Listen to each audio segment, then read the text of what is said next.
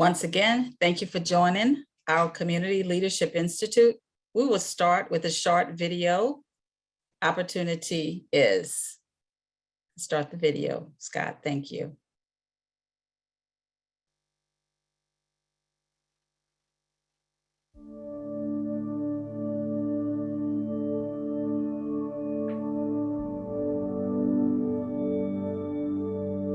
Years ago, Shaw had a lot of stores. There were stores all on each side of the streets. We had a theater back here. We had grocery stores on that end of the street, 5 and dime stores, all kind of clothing stores all the way around here. Man, you wouldn't believe how big this place used to be.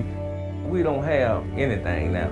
And they tell me to keep the barber shop open all the time so the town won't look like it's closed down. Here we are, we're working. At the time, we were working women. We didn't have the collateral. All we had was our knowledge and our want to do. That's what we had. I was recently released from prison after doing 20 years in prison. You know, so many times after being incarcerated, you get to feel like you don't matter. My daughter was ill, and I had walked in and I really needed some money to get my grandkids. I went and talked to the loan representative, and I told her, I said, well, my daughter is very, very ill, and I need to get my grandkids from Mississippi.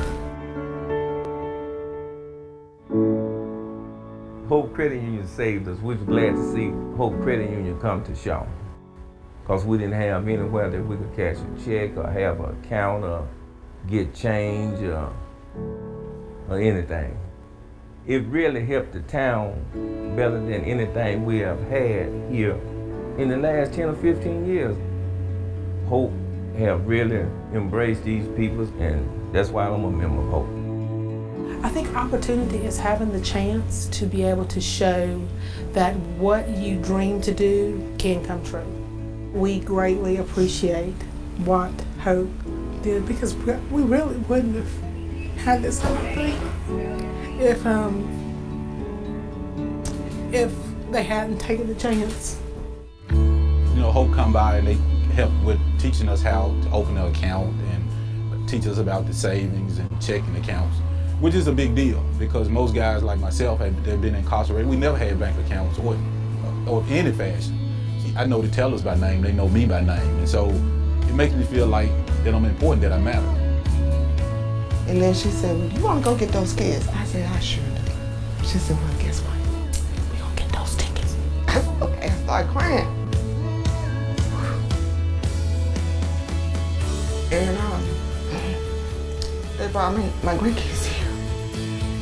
With Hope, I think they're there. It is like the last hope. This is your hope. They give that chance to people. Going to Hope for me was just making me feel like I belong, making me feel like they know me. Not what I've done or where I've been, but the Glenn that they see today. My family are not my immediate family. My family are the people that's in my life, and they're bringing me towards my opportunities. And Hope is my family. Yes. Like the preacher told me, say there's hope for the hopeless. So I like that name, Hope.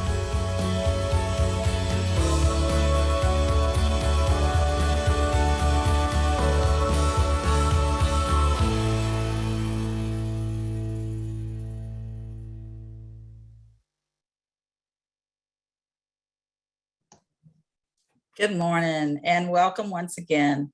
So hope surrounds each of us every day, and that is what we strive to do to meet the needs of our community, and community engagement is very important. So this morning I would like to start off with our CEO, Bill Bynum. Thank you, Kathy, and good morning, everyone. Thank you so much for joining us today. I really hope you enjoyed that video. I always get a lot out of seeing people who we work with across the Deep South expressing what is important to them, what opportunity means for them. Before I took on this job, someone gave me a small card that said the secret to success is being ready for opportunity when it comes. And I think there's a lot of truth to that. I think, however, too seldom is opportunity fully available to some people in communities. And I think one of the objectives of this forum, this Community Leadership Institute, is to help us all be ready, more ready for that opportunity when it comes. That's what we've been doing for nearly 27 years, going on 28 years here at Hope. First in the Mississippi Delta, we've expanded that across the region through small towns, through major cities in Alabama, Arkansas, Louisiana, Tennessee, and here in Mississippi.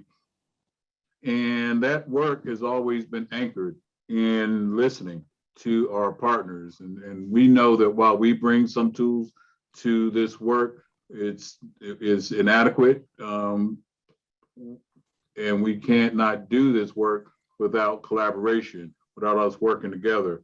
And so that is, again, what we are trying to promote and encourage through our partnerships, through with small towns, with cities, with historically Black colleges and universities who are anchored and who are anchor institutions in the communities that we serve.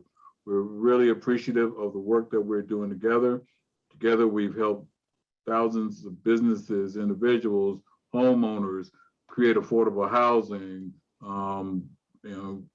quality jobs, put people in a position to climb the economic ladder.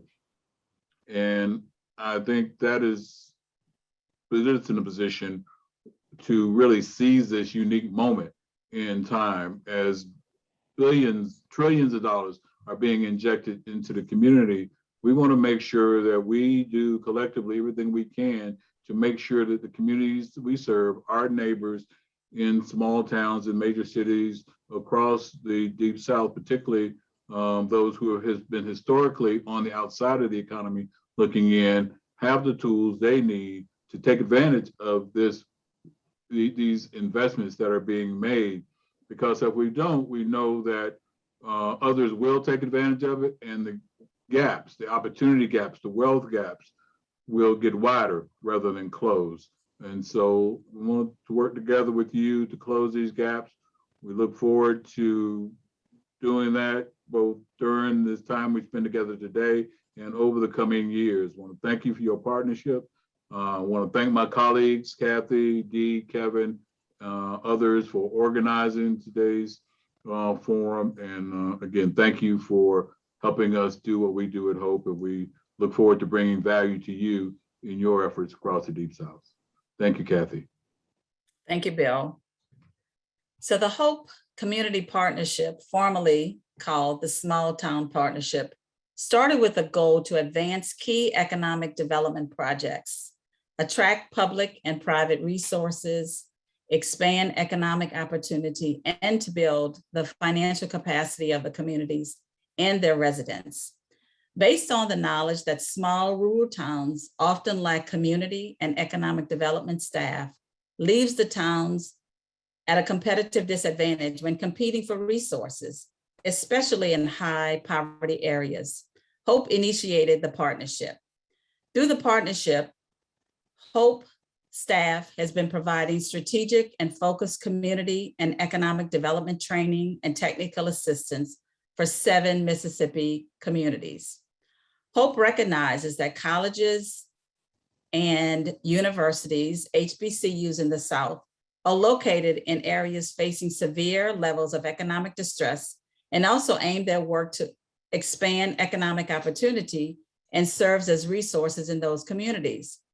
The high levels of disinvestment in these areas make them prime locations to foster natural alliances between HBCUs and community development financial institutions. Given their embeddedness in these communities, HBCUs are uniquely positioned not only to promote economic mobility among their students, but to serve as critical anchors of development in their surrounding neighborhoods. In 2020, Hope unveiled the HBCU Economic Mobility Guide. The full guide provides information of how CDFIs and HBCUs collaborate to augment and leverage the positions of HBCUs as anchor institutions to increase economic mobility in low-income communities. In the first quarter of 2020, Hope rolled out the Deep South Economic Mobility Collaborative. This is a joint effort between Hope Enterprise Corporation, Goldman Sachs, 10,000 small businesses, 7 cities, and 9 historically Black colleges and universities.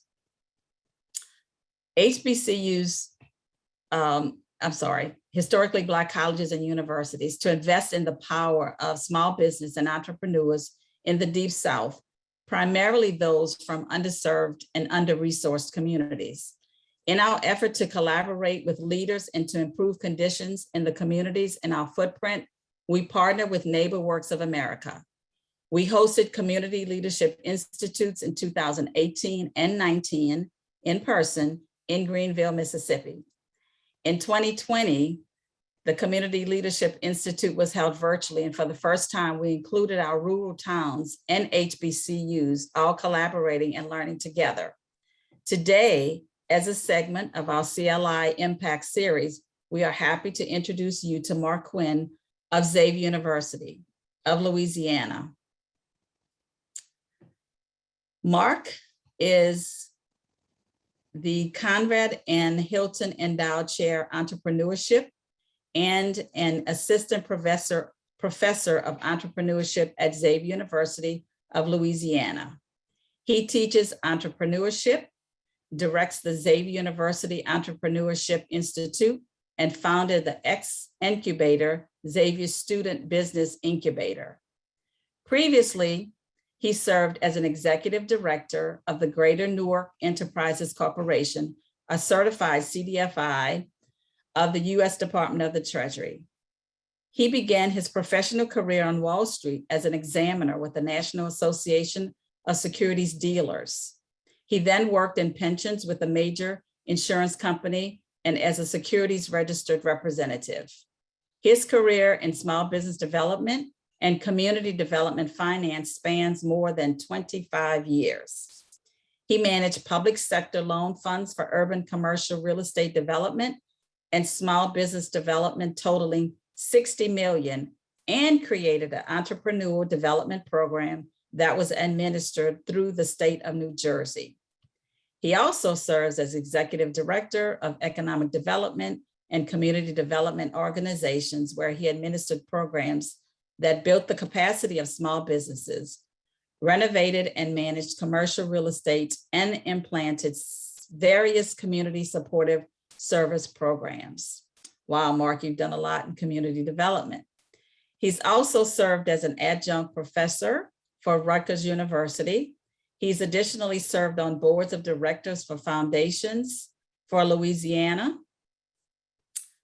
Mr. Quinn's passion is stimulating and supporting wealth creation amongst disadvantaged and emerging populations.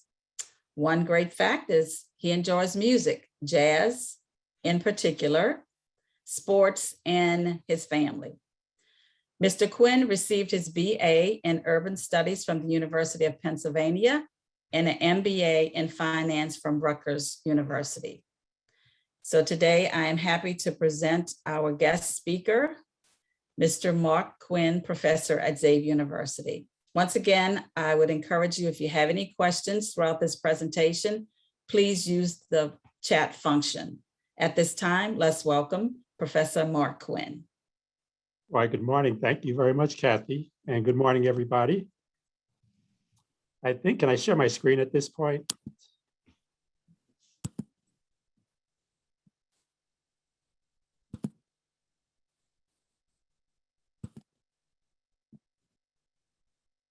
Are we good? Okay, let's continue. So once again, good morning, everybody, and thank you for having me here this morning, Kathy, and your team at Hope. Just would like to go through briefly the agenda for this morning, starting out with a little bit of background on Xavier University. Then I'll speak a little bit about our Entrepreneurship Institute, then our Community Outreach Center, some things that our College of Pharmacy is doing. Then I'd like to, back off of speaking so much and open it up and maybe get a little dialogue going before we adjourn. And at the end of the time here this morning, I mean, the takeaway that I'm hoping that we all get is that we will be able to generate a few ideas about community engagement, by learning how Xavier has worked with the surrounding community of the campus. Now, we've done quite a bit over the years, but there's always so much more to do. And so I'm hoping to get some ideas from those of you who are on the webinar this morning. Okay, so our mission, we were founded by St. Catherine Drexel back in the mid-1920s. We're coming up on our centennial in a few years. We're Catholic and historically Black. But I'd really like to call your attention to what's underscored on the screen, which is contributing to the promotion of a more just and humane society. And in addition to working with our students, at the very end, you see community service. And that really, I think, in large part drives why I'm at Xavier right now. Based on my introduction, you probably can see that community service, community development, finance, empowering disadvantaged communities and emerging communities is all kind of in my DNA. That's something that I've spent a lot of time doing, and I intend to do for the coming years, during the coming years.